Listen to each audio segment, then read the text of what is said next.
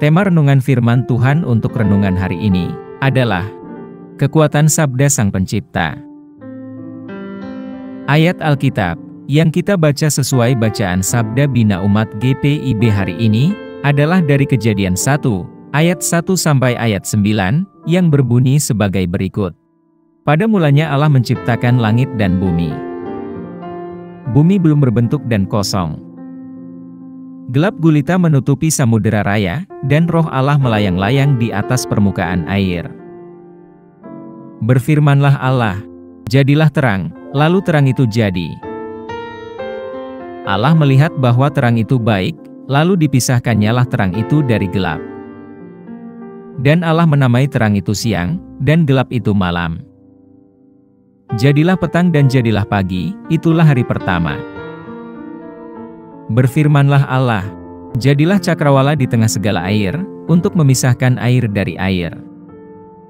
Maka Allah menjadikan cakrawala, dan Ia memisahkan air yang ada di bawah cakrawala itu, dari air yang ada di atasnya. Dan jadilah demikian. Lalu Allah menamai cakrawala itu langit. Jadilah petang dan jadilah pagi, itulah hari kedua. Berfirmanlah Allah, hendaklah segala air yang di bawah langit berkumpul pada satu tempat, sehingga kelihatan yang kering. Dan jadilah demikian. Demikian pembacaan Alkitab. Haleluya.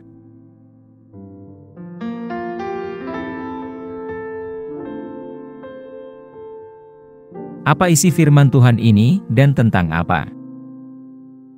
Kejadian 1, ayat 1 sampai ayat 9, adalah bagian pembuka dari kitab Kejadian, buku pertama dari Alkitab. Bagian ini menggambarkan penciptaan alam semesta dan bumi oleh Tuhan. Ini adalah kisah yang sangat simbolis dan puitis, yang meletakkan dasar bagi isi Alkitab yang tersisa, dan tradisi Yudeo-Kristen. Bagian itu dimulai dengan pernyataan, pada mulanya, Tuhan menciptakan langit dan bumi. Ini menjadi tanda untuk bagian selanjutnya, yang menggambarkan kekuatan kreatif sabda Tuhan, dan proses yang Dia gunakan, untuk mewujudkan alam semesta. Ungkapan, langit dan bumi, mengacu pada seluruh kosmos, termasuk alam fisik dan spiritual. Bagian itu kemudian menjelaskan keadaan bumi, sebelum Tuhan memulai karya penciptaannya. Bumi belum berbentuk dan kosong, dan kegelapan menyelimuti samudera raya. Gambaran ini menunjukkan kekacauan dan ketidakteraturan, menekankan besarnya kekuatan Tuhan untuk menertibkan kekacauan. Tindakan penciptaan pertama Tuhan adalah pemisahan terang dari kegelapan. Dan Tuhan berfirman, jadilah terang, dan terang itu jadi. Ini mengatur panggung pembuka untuk sisa karya penciptaan Allah, yang meliputi pembagian dan penataan unsur-unsur alam semesta.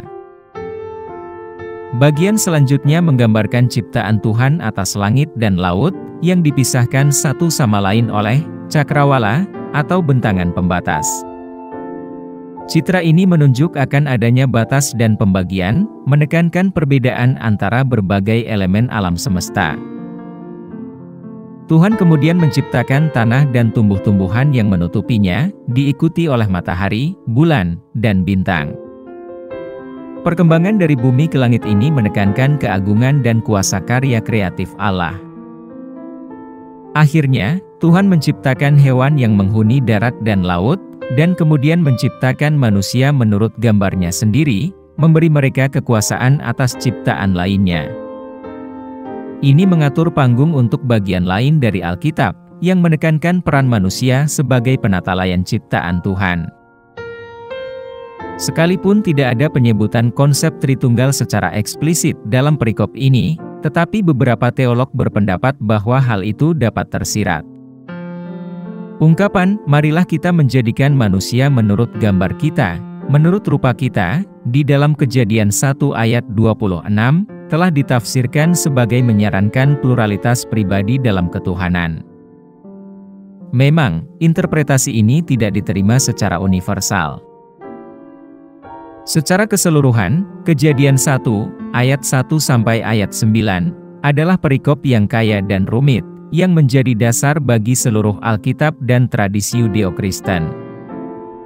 Ini menekankan kekuatan dan kreativitas Tuhan, pentingnya keteraturan dan pembagian di alam semesta, dan peran manusia sebagai penjaga ciptaan Tuhan.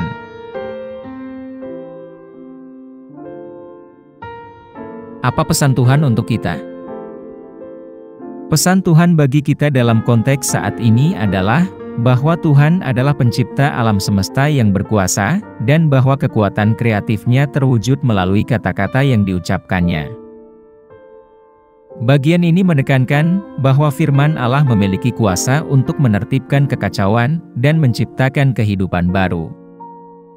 Ini mengingatkan kita bahwa kita juga memiliki kekuatan untuk menyampaikan kehidupan dan harapan kepada dunia melalui kata-kata dan tindakan kita. Kita dipanggil untuk menggunakan kekuatan kreatif kita sendiri untuk membawa perubahan positif dan merawat ciptaan Tuhan. Pada saat yang sama, perikop ini mengingatkan kita bahwa kita bukanlah pencipta atau pengendali utama alam semesta. Kita dipanggil untuk mengakui dan menghormati kuasa firman Allah, dan percaya pada kedaulatannya atas segala sesuatu.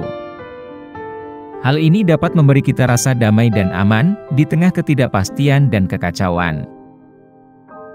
Bagian ini juga menekankan peran unik manusia sebagai penatalayan ciptaan Allah.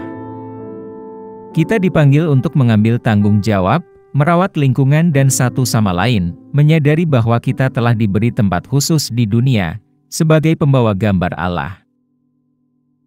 Secara keseluruhan, pesan Kejadian 1, ayat 1 sampai ayat 9 bagi kita dalam konteks saat ini, adalah pesan tentang rasa hormat, tanggung jawab, dan harapan. Kita dipanggil untuk mengenali kekuatan dan kesengajaan karya kreatif Allah, dan menggunakan kekuatan kreatif kita sendiri untuk membawa perubahan positif di dunia. Pada saat yang sama, kita dipanggil untuk mempercayai kedaulatan Allah dan mengakui tempat kita dalam rencananya yang lebih besar bagi alam semesta.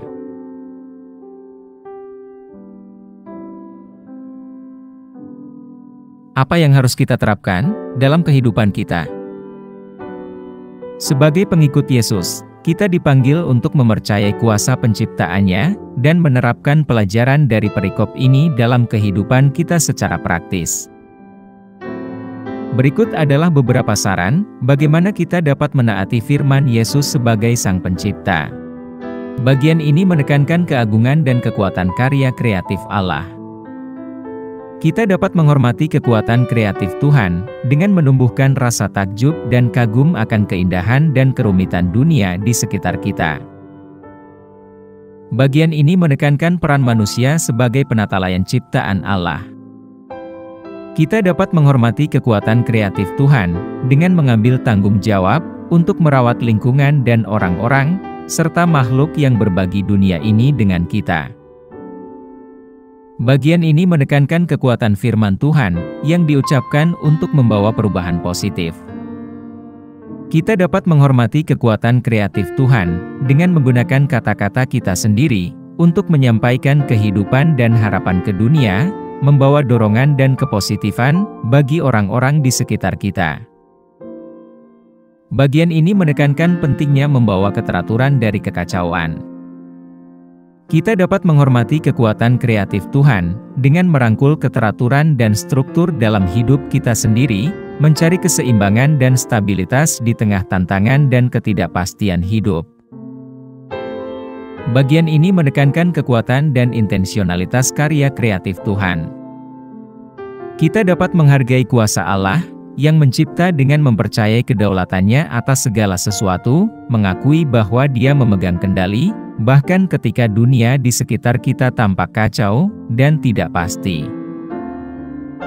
Dengan menerapkan prinsip-prinsip ini dalam kehidupan kita, kita dapat menghormati Yesus sebagai pencipta dan memanfaatkan berkat dan manfaat yang datang dari hidup selaras dengan daya ciptanya. Doa hari ini.